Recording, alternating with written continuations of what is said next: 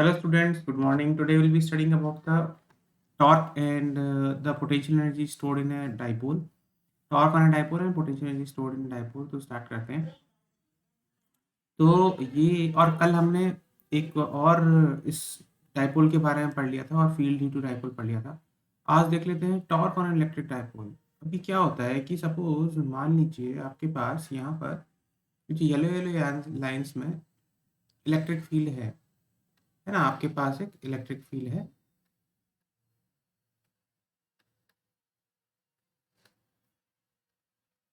Electric field है आपके पास इस डायरेक्शन में, जो मैंने यहाँ पर लाइन से लेफ्ट से राइट डायरेक्शन में दिखाया हुआ है. और आपके पास यहाँ पर ना दो चार्ज है. मैं एक्चुअली में डाइपोल है आपके पास रखा हुआ है, ये प्लस क्यू चार्ज का और ये माइनस क्यू चार्ज का. और इन दोनों के बीच में डिस्टेंस कुछ भी मान लेते हैं. इनके बीच में डिस्टेंस हम मान लेते हैं कि एल है.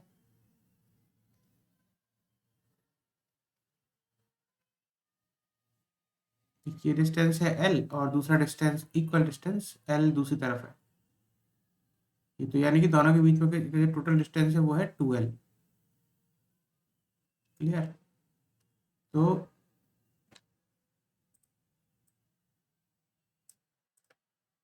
ये सेंटर है,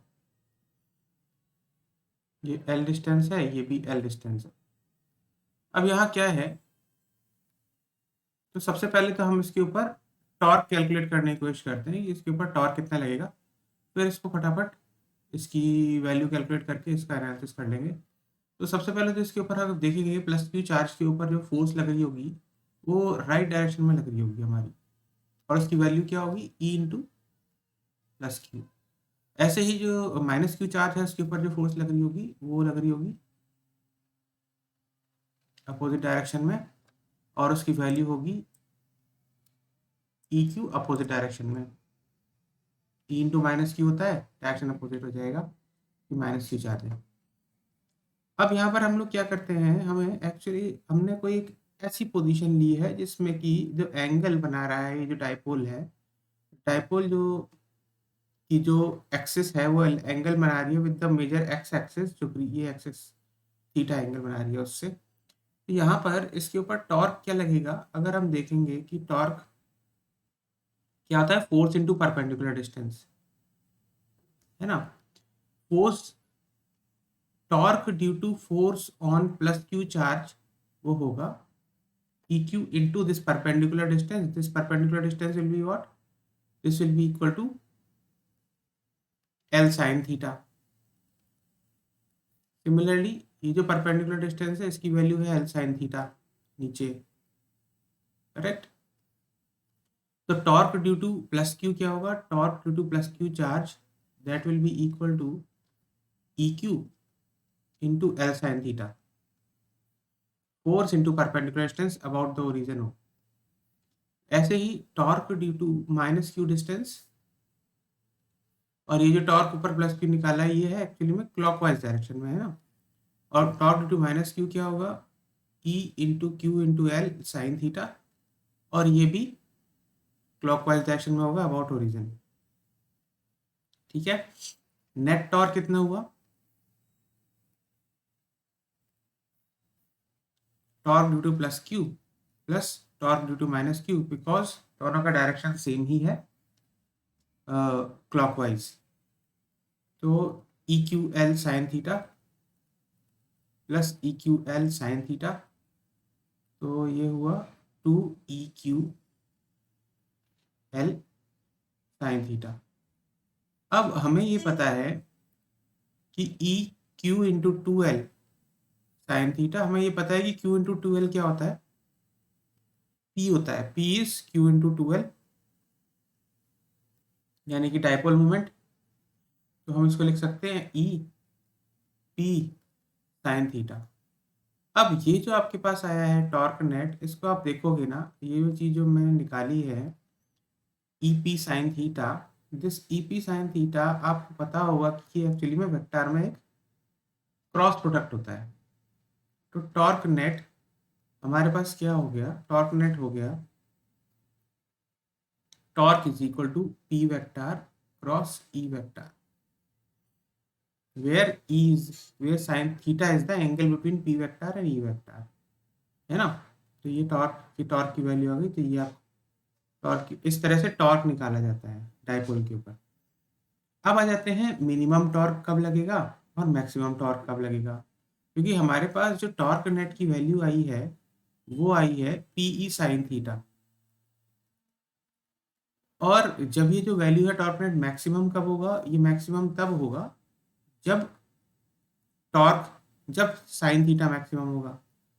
सब साइन थीटा कब मैक्सिमम होता है, साइन थीटा की वैल्यू होती है 1, जो कि मैक्सिमम वैल्यू होती है वो theta is equal to 90 degree पर होती है। तो इसका मतलब जो हमारी जो टॉर्क, मैक्सिमम टॉर्क की जो वैल्यू होगी वो होगी पी ई साइन 90, यानी कि पी इंटू ई, ये हो गई टॉर्क मैक्स की वैल्यू। और मिनिमम कब होता है ये वाली चीज, जब साइन थीटा मिनिमम होता है। वो कब होगा, 0 डिग्री पे, क्योंकि साइन थीटा की मिनिमम वैल्यू 0 होती है एट 0 डिग्री एंगल। तो टॉर्क की जो मिनिमम वैल्यू हो गई वो हो गई torque minimum is equal to P E sine 0 degree, sine 0 degree 0, तो इसकी वैल्यू हो गई 0। तो टॉर्क मिनिमम 0 हो गया। अब आपको ये समझ में आ गया कि टॉर्क कब इसका मैक्सिमम होगा कब मिनिमम होगा। जब थीटा की वैल्यू 90 डिग्री होगी तब टॉर्क मैक्सिमम होगा, और थीटा की वैल्यू जब 0 डिग्री होगी तब टॉर्क मिनिमम होगा। ठीक है, यही चीज यहाँ पर बताया हुआ है लेफ्ट में, जो मैंने आपको ड्राइव करके दिखाया है।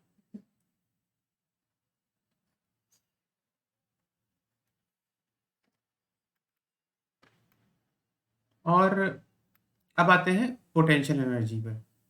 सबसे पहले तो देखते हैं कि वर्क डन क्या होता है। जैसे कि सपोज आपने इस केस में, यहाँ पर मैं आपको दिखाता हूँ, इस पर्टिकुलर केस में आपने क्या किया।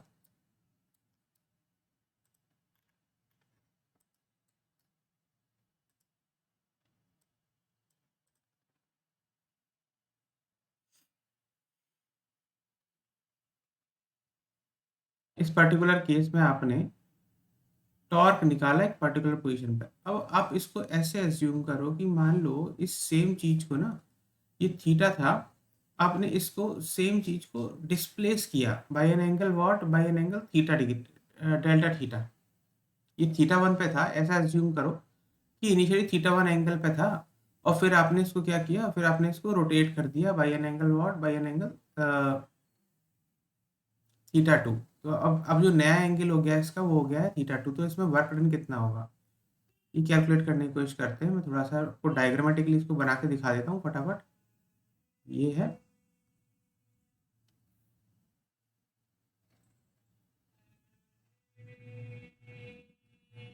इस तरह से आपने इसको रोटेट किया है फ्रॉम थीटा 1 से लेके, ये एंगल है आपका थीटा 2।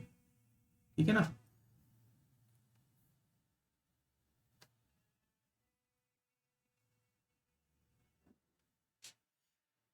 ऐसे करके रोटेट कर दिया है। तो इसमें वर्क डन आपको कैलकुलेट करना है।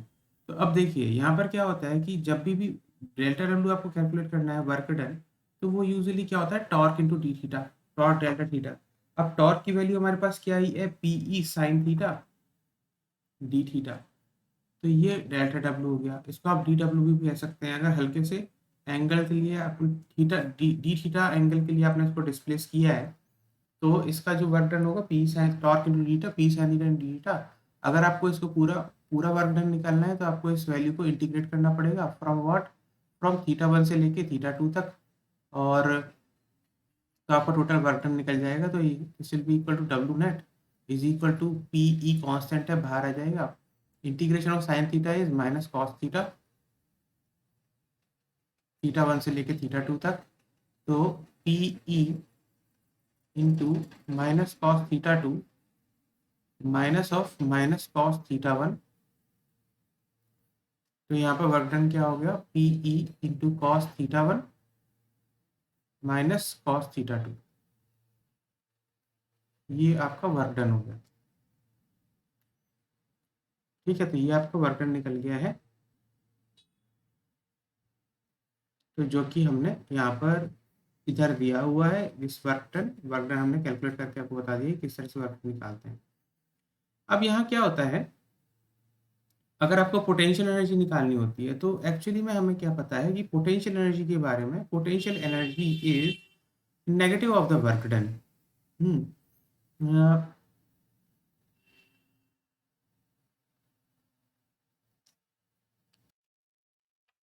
Potential energy negative of the work done होता है। तो हमारे पास क्यों होता है ये? इसलिए होता है क्योंकि जो law of conservation of energy होती है उसमें क्या होता है, अकॉर्डिंग टू लॉ ऑफ, ये डिटेल में बता रहा हूँ मैं आपको, law of conservation of energy के हिसाब से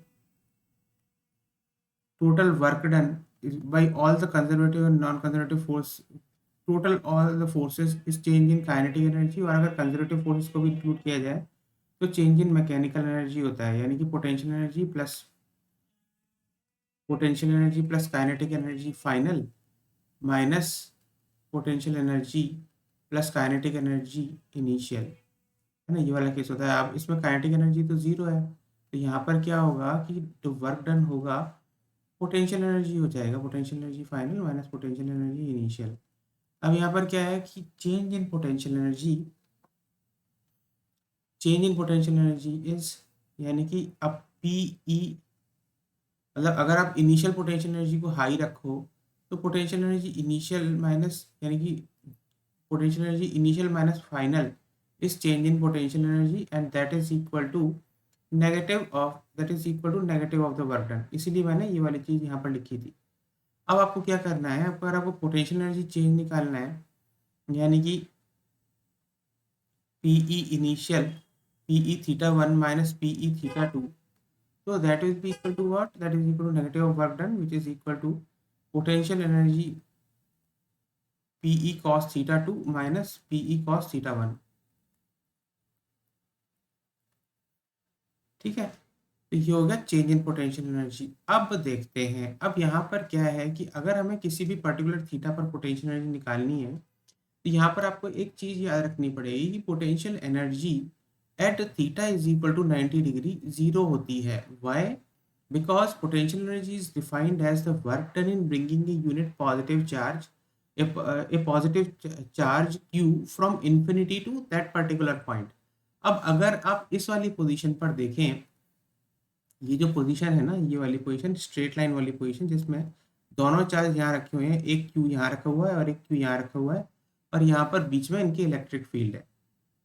ठीक है, अब इस वाली पोजीशन पर अगर आप देखेंगे ना, यहाँ इलेक्ट्रिक फील्ड जा रही है, तो यहाँ पर प्लस क्यू और माइनस क्यू, क्योंकि इन्फिनिटी से अगर आप आते हैं, इन्फिनिटी से तो ये ऑलरेडी आपका जो मोशन होगा वो स्ट्रेट लाइन में होगा, तो स्ट्रेट लाइन में इसका डिस्टेंस भी वर्क, मतलब ऑलमोस्ट इन्फिनिटी से यहाँ तक का डिस्टेंस भी सेम है और इन्फिनिटी से यहाँ तक का डिस्टेंस भी सेम है ना, ये भी डिस्टेंस सेम है, ये भी डिस्टेंस सेम है, तो वर्क डन जो होगा वो ऑलमोस्ट सेम होगा। तो यानी कि वर्क डन मतलब इसके केस में, प्लस क्यू के केस में अगर आप वर्क डन वहां से लेके यहाँ तक लेके आओगे तो वो पॉजिटिव होगा, पॉजिटिव डब्लू, और इसके केस में जो वर्क डन होगा वो नेगेटिव डब्लू होगा, बिकॉज फोर्स का डायरेक्शन अपोजिट हो जाता है माइनस क्यू के, लेकिन वैल्यू सेम होगी क्योंकि डिस्टेंस सेम है, इन्फिनिटी से आप यहाँ तक लेके आ रहे हो। तो जो वर्क डन होगा, work done, net work done यहाँ पर जीरो हो जाएगा, इसीलिए जो potential energy at 90 degree angle जो होता है ना वो जीरो होता है। तो इस चीज को हम यहाँ पे यूज करेंगे, तो यहाँ पर क्या होगा कि potential energy at a particular theta minus potential energy at 90 degree is equal to PE cos 90 degree minus PE cos theta. अब ये जो है कॉस 90 डिग्री जीरो होता है तो ये वैल्यू जीरो हो जाएगी, ये वैल्यू भी जीरो है, तो हमारे पास क्या आ जाएगा कि potential energy at a particular angle theta is equal to minus of PE cos theta. तो आपके पास potential energy at a particular position theta निकल गया है और उसकी वैल्यू जो है वो है माइनस पीई कॉस थीटा। ठीक है, ये पोटेंशियल एनर्जी होती है। अब पोटेंशियल एनर्जी के अलग अलग केसेस हैं, ये पोटेंशियल एनर्जी, इसमें क्या होगा, इसमें एक और चीज आपसे पूछी जाती है कि स्टेबल इक्विलिब्रियम और अनस्टेबल इक्विलिब्रियम क्या होता है। स्टेबल इक्विलिब्रियम की जो पोजीशन वो होती है, स्टेबल इक्विलिब्रियम एक ऐसा पोजीशन होता है जहां पर आप इसको टॉर्क को, अगर इसको डाइपोल को अगर आप वहां से हल्का सा डिस्प्लेस करें तो फिर वो दोबारा ओरिजिनल पोजीशन पे आ जाए। तो अगर आप देखेंगे कि theta is equal to 0 degree जो पोजीशन है स्टेबल इक्विलिब्रियम की पोजीशन,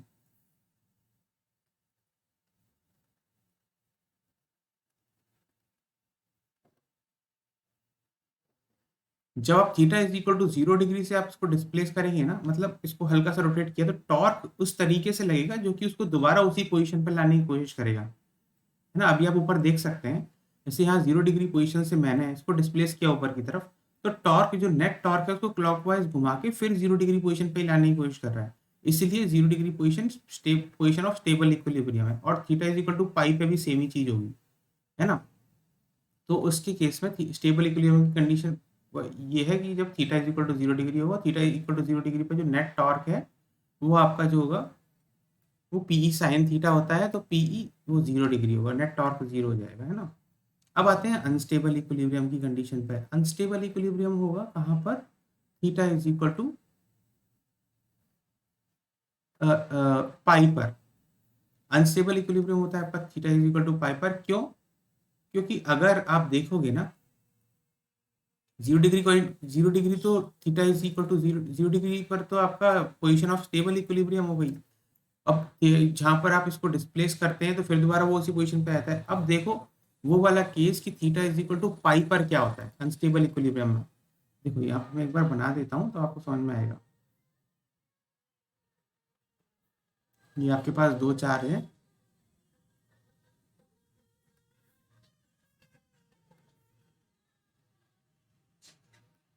है ना, यहाँ पर दो चार्ज हैं, और आपने क्या किया, यहाँ पे आपके पास इलेक्ट्रिक फील्ड दी हुई है, और इधर भी नीचे भी आपके पास इलेक्ट्रिक फील्ड दी हुई है।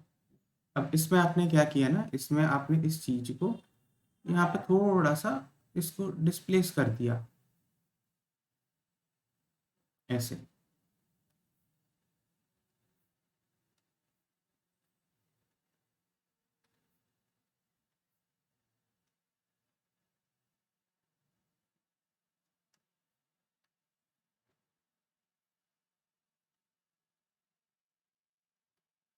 ये है theta is equal to pi की condition, theta is equal to pi वाली कंडीशन। अब यहाँ पर आपने क्या किया ना, यहाँ से आपने हल्का सा इसको डिस्प्लेस किया, तो टॉर्क देखो क्या होगा। इस पर जो ऊपर वाली जो कंडीशन है, ऊपर वाला जो चार्ज है प्लस क्यू,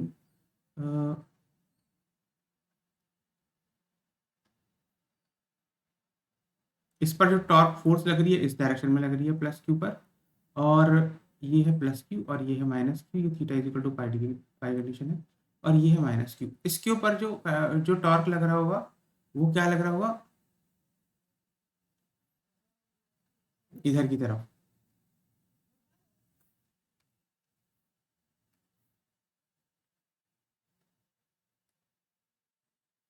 लेफ्ट की तरफ। तो जो इसके ऊपर जो फोर्स लग रही है नीचे वाले चार्ज के ऊपर वो है ई क्यू इस डायरेक्शन में, और इसके ऊपर जो फोर्स लग रही है वो है ई क्यू इस राइट वाले डायरेक्शन में।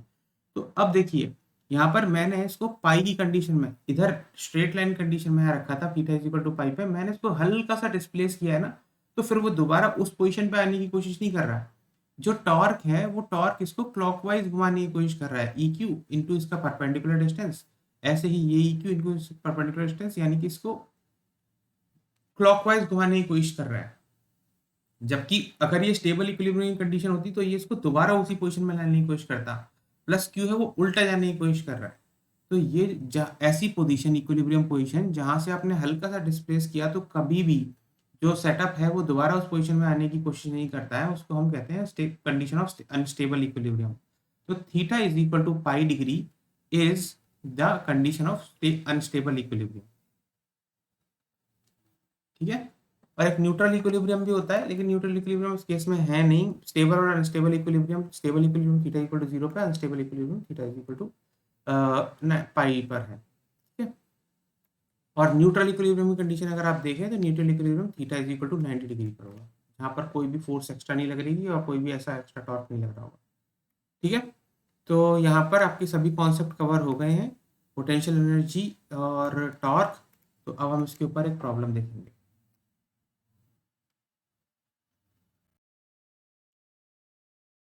Now let us solve a problem on electric dipole. Electric dipole के लिए क्वेश्चन क्या है, ये सीबीएसई 2017 में पूछा गया था। Derive an expression for the electric field E due to dipole of length 2l at a point distance r from the centre of dipole on the axial line. ये हमने इसका डिराइव कर लिया था, है ना। और इसका एक्सप्रेशन भी आपको बता देता हूँ। इसका एक्सप्रेशन था ऑन द एक्सियल लाइन में आपको ड्रॉ करके बता देता हूँ थोड़ा-सा कि यहाँ पर हमारे पास 2 डाइपोल थे, है ना? हमने यहाँ पर ड्राइव करके दिखाया था आपको पिछली क्लास में। तो पिछला अगर आपने नहीं देखा है तो उसका एक वीडियो देख लेना। यहाँ पर ये आपका प्लस क्यू चार्ज था और ये माइनस क्यू चार्ज था और हमने यहाँ पर इसको यहाँ से इस सेंटर से आर डिस्टेंस पर हमने एक्सियली अ, वो निकालने की कोशिश की थी इलेक्ट्रिक फील्ड। और मैं आपको अभी डिराइव करके नहीं बताऊँगा, लेकिन उसको आपको यहाँ पर ये सजेस्ट करूँगा कि आप पिछले वीडियो को जाकर देख लें एक बार, क्योंकि उसमें मैंने पूरा डिराइव करके बताया है।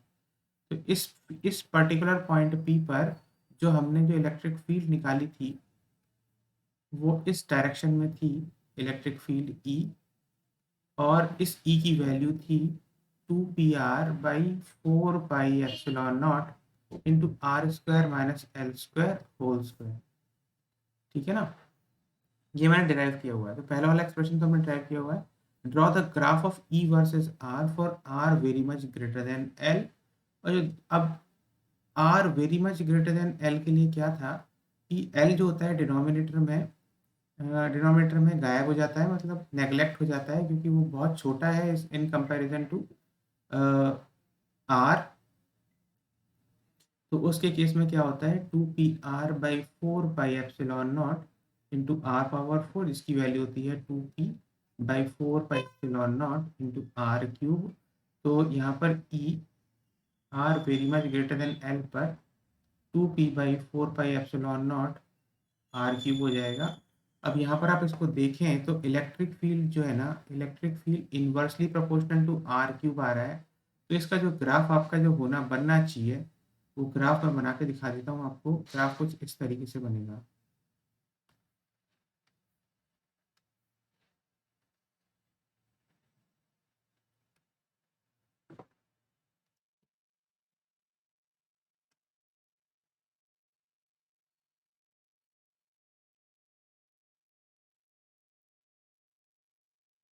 तो आपका जो ग्राफ होगा ना, वो कुछ इस तरीके से बनना चाहिए,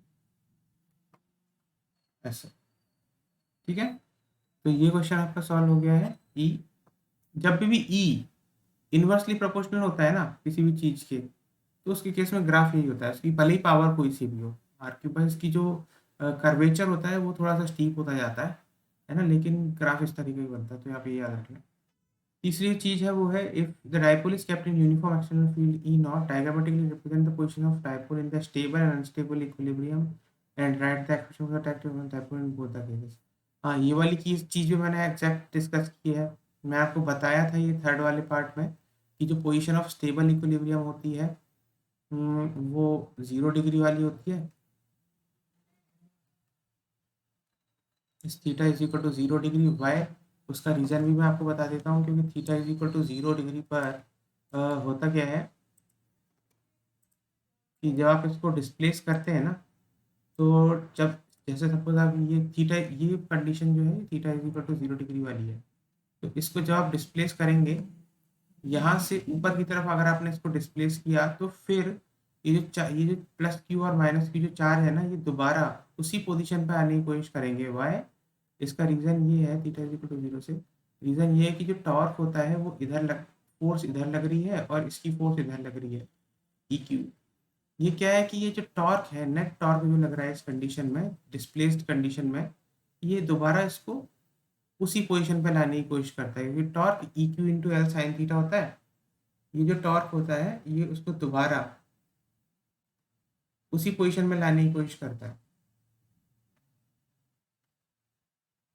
तो ऐसी कंडीशन, ऐसी पोजीशन जहां से हल्का सा भी डिस्प्लेस करने पर जो टॉर्क उसको दोबारा वहीं लाने की कंडीशन में लाने की कोशिश करता है, सेम कंडीशन में, उसको हम कहते हैं पोजीशन ऑफ स्टेबल इक्विलिब्रियम। वो थीटा इज इक्वल टू 0 है। और सेम चीज अगर आप ये अनस्टेबल इक्विलिब्रियम में देखें, तो अनस्टेबल इक्विलिब्रियम वाली जो कंडीशन है वो है theta is equal to pi degree पर। क्यों? इसीलिए है वो क्योंकि theta is equal to pi पर अगर आप इसको पाई की उसमें डाल देंगे, जैसे कि मैं यहाँ पर बना के दिखाता हूँ आपको। ये तो यहाँ पर बस आप इसको चार्ज को अपोजिट कर दो, क्योंकि theta is equal to pi degree पर वो रोटेट हो चुका है, तो यहाँ पर प्लस क्यू है और यहाँ पर माइनस क्यू है। अब इस कंडीशन में जब आप देखोगे ना, अब जैसे मैंने यहाँ पर इसको हल्का सा रोटेट किया by an angle what, by an angle theta.